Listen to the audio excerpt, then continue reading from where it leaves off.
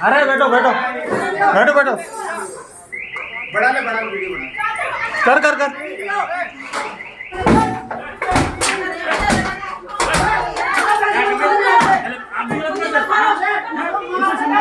देश की राजधानी दिल्ली के मंगोलपुरी इलाके में लगातार बदमाशों के हौसले बुलंद होते जा रहे हैं।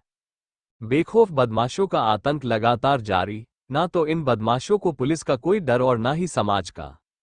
दिन दहाड़े घर में घुसने व पथराव करके मौजूदा परिवार के लोगों को की जान से मारने की कोशिश, लेकिन पुलिस उन बदमाशों पर क्यों लगाम नहीं लगा पा रही है। आपको बता दें कि इससे पहले भी 18 मार्च को गाड़ी से कुचलकर पूजा व पूजा के परिवार के लोगों को जान से मारने की कोशिश की गई थी और पुलिस को भी कई पीसीआर कॉल की गई थी, पर फिर भी कोई पुलिस वाला नहीं आया। पीड़िता की गंभीर हालत देखकर परिजन पूजा को संजय गांधी हॉस्पिटल ले गए।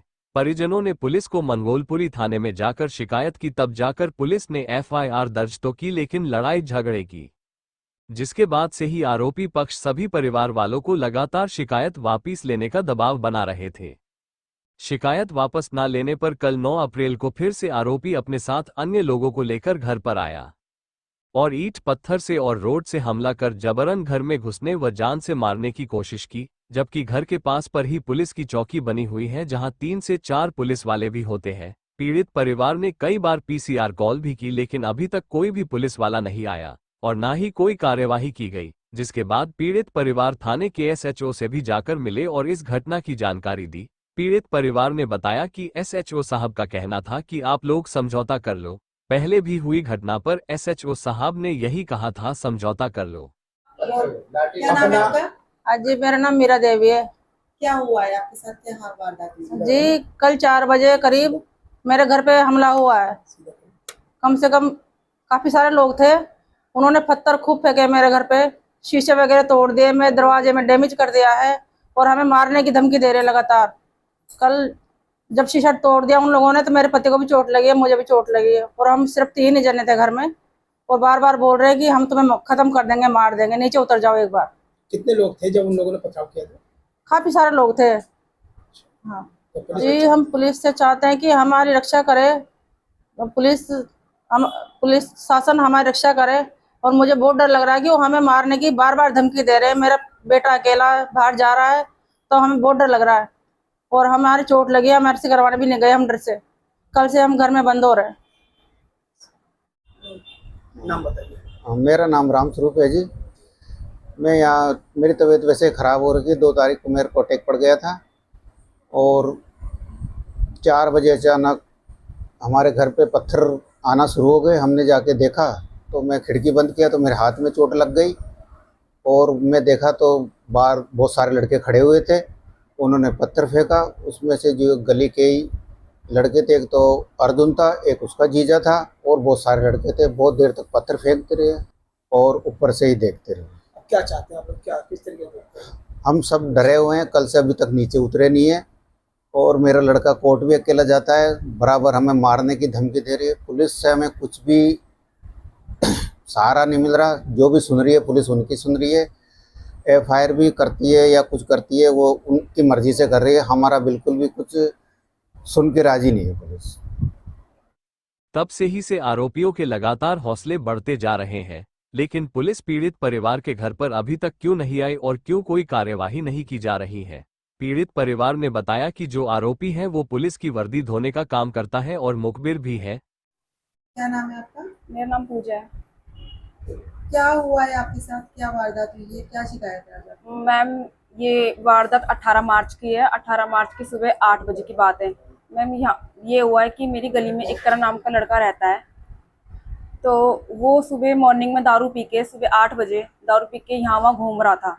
उसने वे खामती में हमें गाली गलौज करी। मैं देखने के लिए मैं नीचे उतरी, मैंने कही गाली गलौज क्यों कर रहा है, हमारे पेरेंट्स से कर रहे थे गाली गलौज। मैं देखने के लिए नीचे उतरी तो वो गाली गलौज कर रहे थे और जैसे ही मेरे घर वाले, मेरे पेरेंट्स ने बोला कि उसके घर पे जाके बोलो भाई क्या नाम है, क्यों गाली गलौज कर रहा है। मेरी मदर उनके घर पे गई उनको बोलने के लिए कि आपके बेटे गाली गलौज कर रहे हैं, उनको जाके समझा लो। उसने सामने से देखा, क्रेटा कार अपनी सामने से लेके आया और हमारे ऊपर चढ़ा दी। किसके ऊपर चढ़ा? मम्मी, डैडी और मेरे ऊपर, हम तीनों के ऊपर। ये दोनों तो बच गए पर उसने अपनी क्रेटा कार मेरे ऊपर चढ़ा दी। मैं गाड़ी के नीचे फंस चुकी थी आधी। मैं बहुत चिल्ला रही थी पर उसने अपनी गाड़ी पे और ज्यादा रेस दे दी मुझे, बहुत ज्यादा। मतलब उसने उसका यही इरादा था मैं इसको जान से खत्म कर दूं। अब हम बहुत डरे क्या हुए कोई हैं। चोट भी आई थी उस समय? हाँ, मेरे पेट में भी चोट आई है मुझे, मतलब मेरी पूरी बॉडी में चोट आई थी। मेरे पैर में भी चोट आई है, आप देख सकते हो मेरे पैर में चोट आई है। सर्जरी हुई है। सर्जरी कुछ हुआ हुआ? सर्जरी हुई है जी, सर्जरी हुई है पैर की। इसके बाद पुलिस को कॉल करी थी, उसने पीसीआर करी थी? पीसीआर कॉल करी थी पर पीसीआर नहीं आई। तो पुलिस ने क्या कार्रवाई की?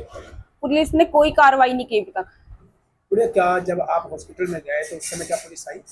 हाँ, पुलिस आ चुकी थी। क्या कोई एफआईआर दर्ज हुई? हाँ, एफआईआर दर्ज हो गई थी। तो बताए आप बता रहे हैं आपके परिवार वाले कल भी कुछ बदमाशों ने, कुछ अज्ञात लोगों ने हमला किया? हाँ जी, वो हमारे ऊपर जब से दबाव डाल रहे कि हम अपना केस वापस ले लें। तो कल क्या हुआ, पूरा मामला बताएं। कल ये हुआ, कल 12:30 बजे के आसपास की बात है। जो लड़का है जिसने मेरे ऊपर कार चढ़ाई थी, जिसका नाम करण है, उसका छोटा भाई है अर्जुन, उसका नाम अर्जुन है, उसका एक जीजा है, उसका नाम मुझे नहीं पता।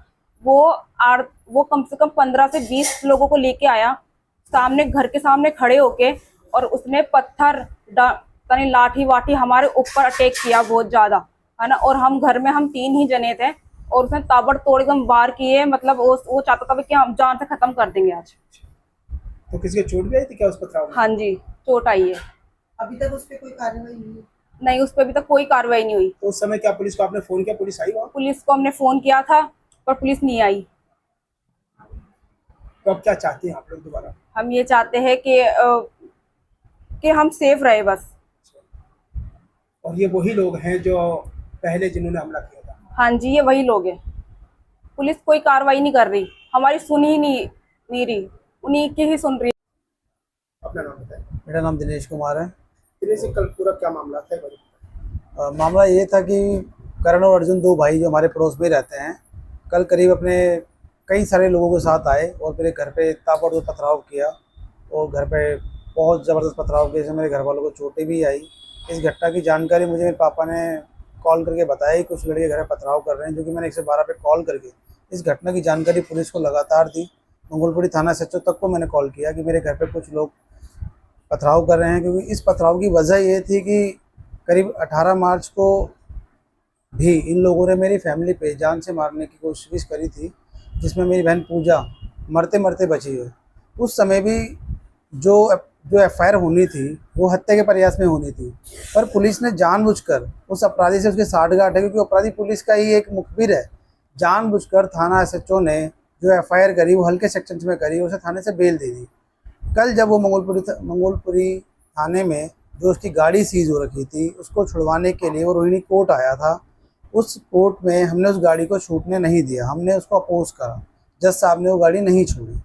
उसका बदला लेने के लिए मैं कोर्ट में था, उसने अपने गुंडे भेजे, वो खुद आया और घर पे ज़बरदस्त पथराव करा।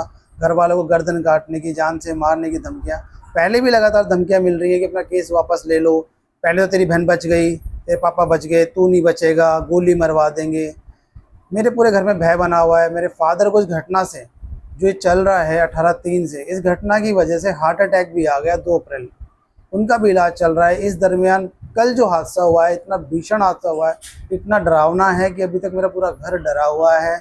आज पिछले 18-16 घंटे हो चुके हैं, मेरे घर वाले घर से भी नहीं उतर रहे। अच्छा, पुलिस ने कल के मामले में जब पथराव किया तो कोई कार्रवाई की क्या? आपने 100 नंबर पर कॉल करके शिकायत दर्ज कराई? 100 नंबर में मैंने कम से कम 5 से 7 कॉल करी। थाना SHO से मैं मिलकर भी आया, वो बस यही कह रहे हैं कि आप अपनी कंप्लेंट दे दो, मैं देखता हूँ।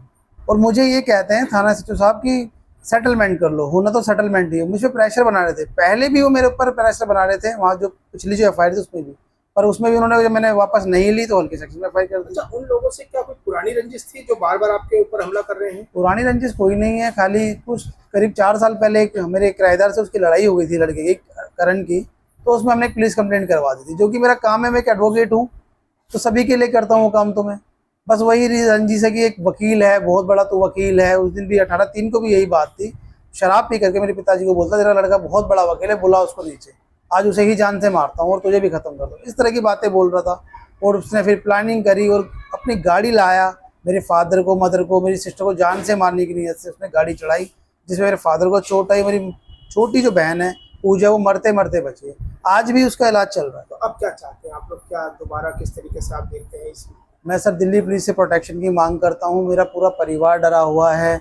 मैं अकेले रोहिणी कोर्ट जाता हूँ, आता हूँ, पीछे मेरा परिवार सिंगल रहता है। कल जिस तरीके की घटना हुई है, दरवाज़ा तोड़ के घर में घुसने की कोशिश करी गई है, क्या पता कल को मेरे घर वालों को ये लोग मार दें या मरवा दें। करण अर्जुन जो 2 भाई हैं, उनके जो साथी हैं, जो गुंडे हैं, हो सकता है कल को मुझे भी गोली मरवा दे, मेरी भी जान से मारने की कोशिश हो सकती है। तो मुझे डर बना हुआ है, हम पूरा परिवार मेरा डरा हुआ है।